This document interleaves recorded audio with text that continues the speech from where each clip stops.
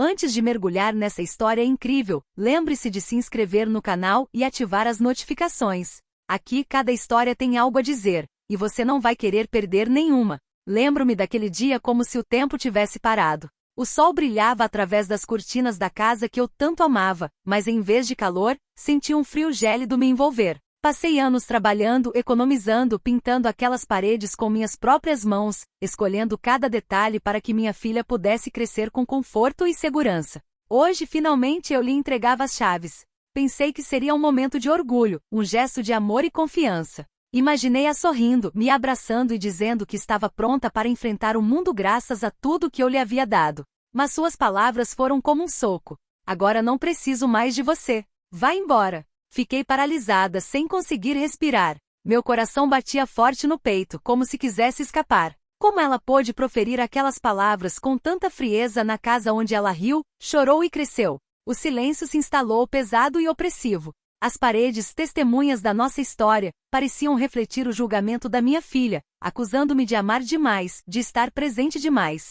Abaixei o olhar, apertei os documentos do imóvel contra o peito e senti algo se quebrar dentro de mim. Não era apenas a casa que ela estava rejeitando, mas tudo o que eu havia sido para ela. Levantei-me devagar com as mãos trêmulas, e saí de casa pela última vez, ou pelo menos era o que eu pensava. 3 dias depois, tudo mudaria de maneiras que eu jamais poderia ter imaginado. A porta bateu atrás de mim, e o som reverberou no meu peito como um tiro. Eu havia deixado para trás uma vida inteira, as fotos penduradas na parede, os móveis gastos, mas repletos de memórias.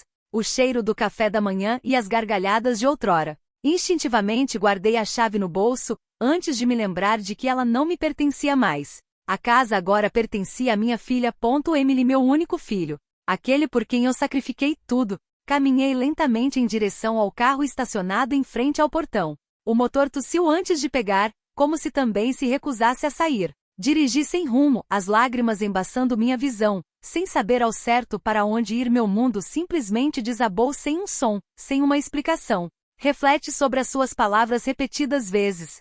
Agora não preciso mais de você. Vá embora. Elas não saíam da minha cabeça, como uma canção cruel. Será que ela realmente disse isso? Minha filha, minha menininha a quem eu abracei quando ela tinha medo de tempestades? Aquela a quem eu prometi que nunca lhe faltaria nada? Encostei o carro numa estrada deserta. O vento fazia as folhas de outono dançarem no capô. Fechei os olhos e respirei fundo. Tentei me convencer de que era só uma fase, uma crise, mas foi inútil. Eu tinha sido rejeitada. Eu não tinha casa, nem família, nem para onde ir. Naquela noite dormi no meu carro no estacionamento de um supermercado abandonado, enrolada num cobertor. O frio me acordou várias vezes, mas essa não foi a pior parte. O mais doloroso foi saber que minha filha estava dormindo na minha cama, na nossa casa, e que ela nem sequer se deu ao trabalho de descobrir onde eu tinha ido. Mas a vida tem uma maneira estranha de virar as páginas. Porque 3 dias depois, um grito me traria de volta àquela casa, e nada jamais seria como antes. 3 dias se passaram. 3 dias vagando sozinho, tendo apenas o zumbido do motor e o sussurro do vento como companhia. Pensei ter aceitado a rejeição da minha filha, ter lamentado a perda do lar que construí pedra por pedra. Mas a vida, ao que parece, tinha outros planos. Naquela manhã, eu caminhava pelo bairro com as mãos nos bolsos do casaco. As folhas secas estalavam sob meus pés e o ar frio queimava minhas bochechas. Foi então que ouvi um som que me arrepiou até os ossos, gritos, objetos caindo, uma barulheira vinda de dentro da casa. Meu coração disparou. Corri até o portão. De lá, vi um estranho revirando a sala de estar freneticamente. Ele derrubava cadeiras, quebrava porta-retratos, e minha garganta se apertou. Minha filha, Emily, estava paralisada na porta, com os olhos arregalados, incapaz de reagir. Seu rosto pálido e trêmulo refletia um medo que eu nunca tinha visto nela antes. Sem pensar 2 vezes, gritei com toda a força dos meus pulmões. Ei! O que você está fazendo aqui? Saia daqui agora mesmo! O homem paralisou de surpresa e, num movimento apressado, pegou uma sacola e saiu correndo. Eu o vi correr em direção à rua, desaparecendo como um fantasma. Emily permaneceu ali em silêncio, com as mãos trêmulas cobrindo a boca. Aproximei-me dela e coloquei delicadamente a mão em seu ombro. Vai ficar tudo bem. Estou aqui. Ela irrompeu em lágrimas, agarrando-se a mim como se tivesse medo de que eu também desaparecesse. E, pela primeira vez desde que me mandaram embora, sussurrou, entre soluços. Mãe, eu não sabia o que fazer.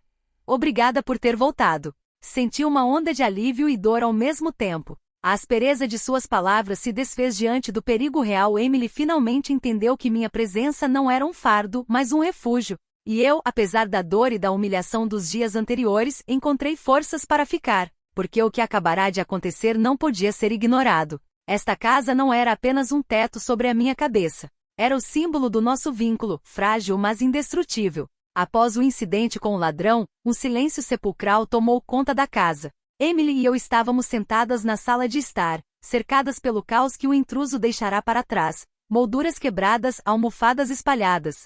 O cheiro familiar da casa misturado ao cheiro do medo. Emily não sabia por onde começar. Seus olhos vermelhos e cansados me encaravam, como se buscassem uma explicação para o que havia passado e para o que quase perderá. Finalmente sua voz falhou. Mãe, eu te afastei. Não foi minha intenção. Achei que conseguiria me virar sozinha. Eu a observava com as mãos tremendo. Cada palavra que ela pronunciava ressoava como uma confissão dolorosa e sincera. Lágrimas brotaram em meus olhos, não de raiva, mas de alívio. Finalmente ela admitiu que estava errada. Emily, sussurrei baixinho, você nunca precisou me rejeitar para crescer. Você sempre teve minha confiança e meu amor, mesmo quando não percebia isso. Ela desabou em meus braços, soluçando incontrolavelmente. Eu a abracei forte, sentindo seu medo e remorso se misturarem à minha própria dor. Esse confronto não foi apenas um encontro entre mãe e filha. Foi o encontro de dois corações que haviam atravessado a sombra da rejeição e que começavam, pela primeira vez em muito tempo, a se reencontrar. Conversamos por horas. Ela relatou suas frustrações, seu medo de nunca ser forte o suficiente, de não conseguir lidar sozinha com a vida que eu havia preparado para ela. E eu lhe contei sobre meus sacrifícios, meus medos e, acima de tudo, o amor incondicional que jamais vacilou. Ao final dessa longa conversa, Emily pegou minhas mãos nas suas, com os olhos brilhando de lágrimas e determinação. Mãe, eu quero que você fique. Eu nunca mais quero te perder. Sorri, um sorriso tingido de ternura e alívio. Ambos sabíamos que não era o fim dos nossos conflitos ou mal-entendidos, mas sim um novo começo. A casa não era mais apenas um edifício ou uma herança. Era o símbolo do nosso vínculo redescoberto, frágil, mas mais forte do que nunca. Os dias que se seguiram foram repletos de pequenos gestos que falaram mais alto que palavras. Emily começou a reparar não só a sala de estar e a casa, mas também a relação abalada entre nós. Cada móvel recolocado no lugar, cada foto devolvida à parede, parecia reconstruir algo mais profundo do que a decoração, confiança e respeito mútuo. Ela me convidou para compartilhar meus conselhos sobre como administrar suas finanças, seus projetos e suas escolhas de vida. Pela primeira vez, senti que ela não me via mais como uma presença imponente ou um fardo, mas como um apoio, uma aliada. E eu, apesar da dor dos últimos dias, me deixei guiar pela doçura desse reconhecimento recém-descoberto. Certa noite cozinhamos juntas, rimos dos erros da receita e senti o calor do passado retornar. Emily pegou minha mão e disse: Mãe, finalmente entendi tudo o que você fez por mim. Eu não sabia que precisava tanto de você mesmo te amando. Aquelas palavras me atingiram em cheio. A casa, antes um lugar de rejeição, tornou-se novamente um refúgio de cumplicidade e ternura. Percebi que às vezes é preciso passar pelo medo e pela humilhação para compreender o valor dos laços familiares. Não foi só Emily que aprendeu uma lição. Eu também aprendi. Aprendi que o perdão pode ser mais forte que a dor, que o amor materno pode ser reconstruído, mesmo depois da rejeição. E que um gesto simples, estar presente no momento certo, pode mudar o rumo de uma vida inteira. Na manhã do quinto dia, a casa parecia respirar novamente. A luz do sol entrava pelas cortinas, iluminando cada canto com uma suavidade inesperada. Emily e eu sentamos no sofá, xícaras de café nas mãos, cercadas por uma calma que não sentíamos há muito tempo. Ela olhou para mim com uma mistura de gratidão e ternura. Mãe, agora eu sei que nunca poderei te substituir, ou te mandar embora. Você faz parte de mim. Sorri, sentindo um calor se espalhar pelo meu peito. A rejeição, o medo e a dor do passado pareciam uma lembrança distante. Tínhamos superado a tempestade e emergido mais fortes. A casa, antes um símbolo de conflito, havia se tornado novamente o palco do nosso amor redescoberto. Nas semanas que se seguiram, Emily e eu redescobrimos nosso forte laço. Recriamos memórias, mas desta vez com uma nova consciência, a da fragilidade da vida e a importância de cada gesto, de cada palavra. Certa noite, enquanto assistíamos ao pôr do sol do jardim, Emily apoiou a cabeça no meu ombro e sussurrou: Obrigada, mãe, por nunca me abandonar mesmo quando eu a rejeitei. E pela primeira vez em muito tempo senti uma paz profunda. A casa não era mais apenas uma posse material, mas o símbolo de um laço inquebrável, forjado pelo amor, pelo medo e pelo perdão. Sabíamos que o futuro seria cheio de desafios, mas agora os enfrentaríamos juntos. A renovação não aconteceu apenas na casa, mas também em nossos corações. E foi ali, em meio a risos e lembranças, que finalmente encontrei meu lugar, não como um fardo para minha filha, mas como sua mãe amorosa, insubstituível e necessária.